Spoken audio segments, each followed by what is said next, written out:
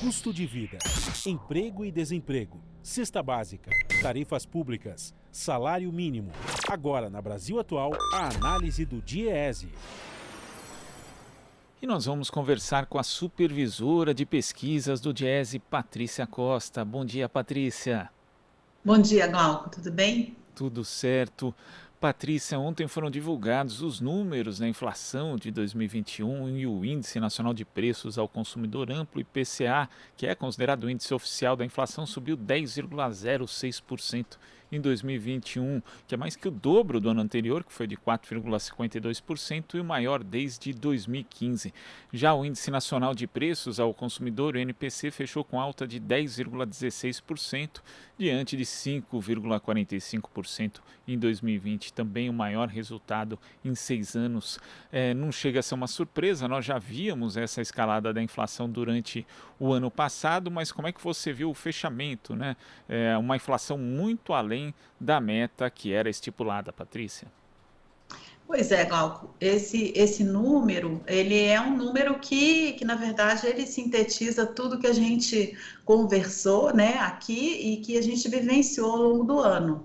A gente percebeu, o INPC e o IPCA, eles trazem um aumento dos alimentos de commodities, eles trazem também um aumento acima da inflação da energia elétrica, dos combustíveis, do gás de botijão. Então, ele sintetiza, né, todo o problema do ano de 2021 relacionado à inflação. Então, são esses produtos específicos que vêm pressionando e que fazem com que a inflação hoje atinja 2 dígitos, né? Há muito tempo que a gente não tem 2 dígitos no país, fechando o ano numa alta acumulada para a inflação como um todo, mas esse índice é um problema.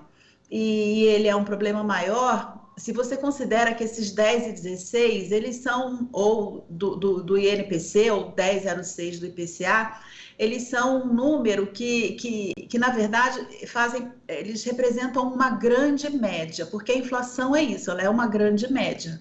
Mas quando você pega, por exemplo, a alimentação no domicílio, você tem que ela fechou em 8%, né? Abaixo do que foi ano passado.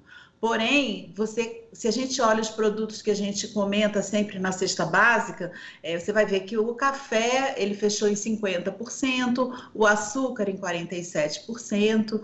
No caso da habitação, o gás de botijão fecha em 36%, a energia em 20%, ou seja, são percentuais muito acima dessa média de 10%.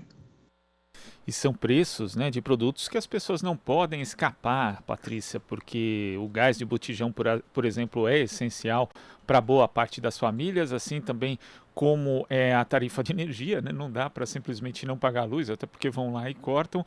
E esses preços, né, os chamados preços administrados, eles tiveram um impacto muito grande, porque quando a gente vê o caso da gasolina, por exemplo, 47,49% em 2021, etanol 62,23%, energia elétrica 21,21%, como você mencionou, o gás de botijão 36,99%. São itens que é muito difícil das pessoas, principalmente as famílias de baixa renda, como você observou, Patrícia, escaparem, né? Simplesmente não existe qualquer tipo de alternativa, só que os preços administrados, como diz o próprio nome, são administrados, ou seja, houve um erro de calibragem, digamos, das políticas públicas nessa área em relação a esses preços, Patrícia? Glauco, dá para dizer até que não houve política pública, né? A política pública é de maior lucro. Então, quando você vê o percentual de aumento dos combustíveis, por exemplo, pensando que a Petrobras ela é uma empresa, ela é uma estatal brasileira que deveria servir aos interesses dos brasileiros, você pergunta por que está dando esse aumento tão grande para uma empresa como brasileira?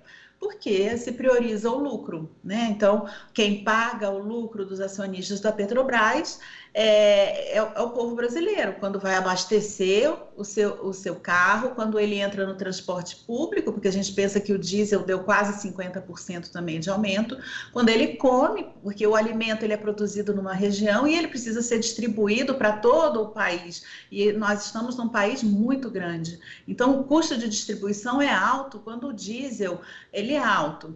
Então, o alimento que chega, por exemplo, no Nordeste, dependendo do alimento, se ele estiver processado, ele tem embutido ali o aumento do combustível.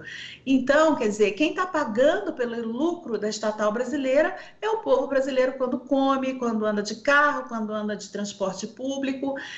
Então, enfim, fica muito difícil porque você desvia, né, o objetivo da Petrobras. Ela é uma grande empresa, numa grande posição mundial, mas ela prioriza o lucro dos seus acionistas em detrimento ao povo brasileiro, que não consegue comprar um botijão de gás, que precisa cozinhar a lenha.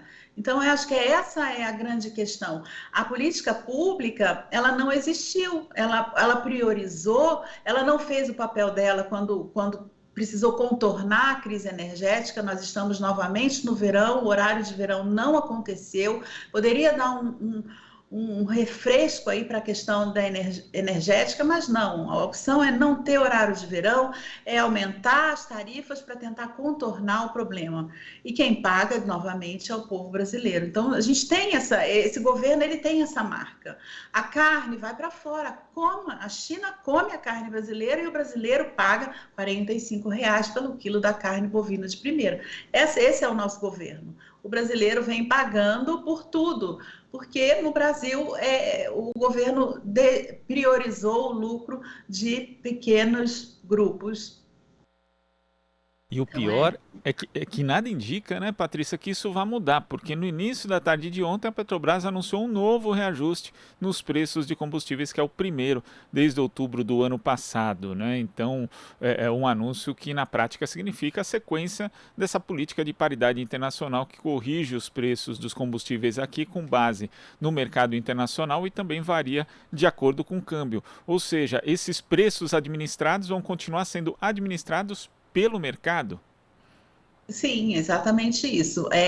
Os preços brasileiros de alguns produtos das commodities, né, e alguns produtos como o petróleo, eles vão continuar com base no preço internacional. E a gente sabe que a desvalorização da nossa moeda, ela tende um dos objetivos, né, o aumento da taxa de juros, um dos objetivos é trazer o dólar para dentro para que o real se valorize um pouco. Porém, isso não vem acontecendo, a gente sofre sistematicamente desvalorizações do real frente ao dólar. Com isso, o combustível na bomba aumenta, o gás de botijão aumenta e os preços das commodities aumentam. Então, a gente está suscetível aí ao movimento não só da demanda internacional, do preço, da oferta internacional e também da desvalorização cambial.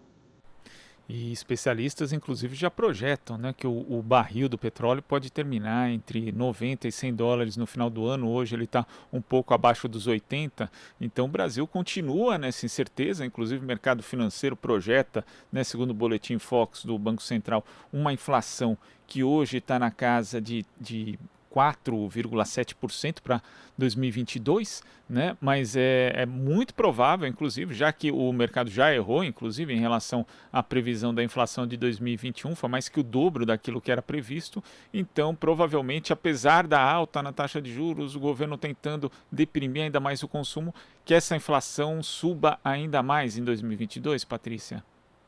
Veja, o governo brasileiro, quando ele aumenta os juros, ele não ataca o problema da inflação, né? Porque a causa da inflação, ela não está na demanda, né?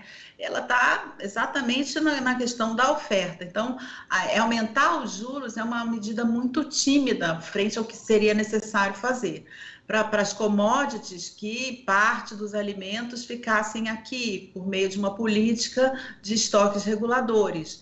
Para para o petróleo, você tinha que subsidiar esses impactos e desfazer essa paridade, né? E a Petrobras, como uma empresa rica que subsidiar parte desses impactos para que o consumidor brasileiro não sinta tanto. Então, tem N políticas que precisam ser feitas, mas elas necessitam de uma intervenção nos preços. E o governo, ele parece, né, pelo que a gente já percebe nesses 3 anos, que ele tem por ideia não interferir, deixa acontecer.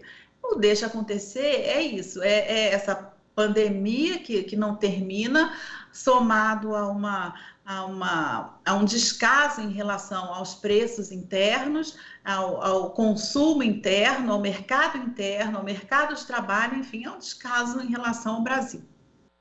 Infelizmente, né? Patrícia, muito obrigado pela sua participação aqui no Jornal Brasil Atual e até a próxima. Até a próxima. Conversamos aqui com a supervisora de pesquisas do Diese, Patrícia Costa. Aqui você ouve as notícias que os outros não dão. Jornal Brasil Atual.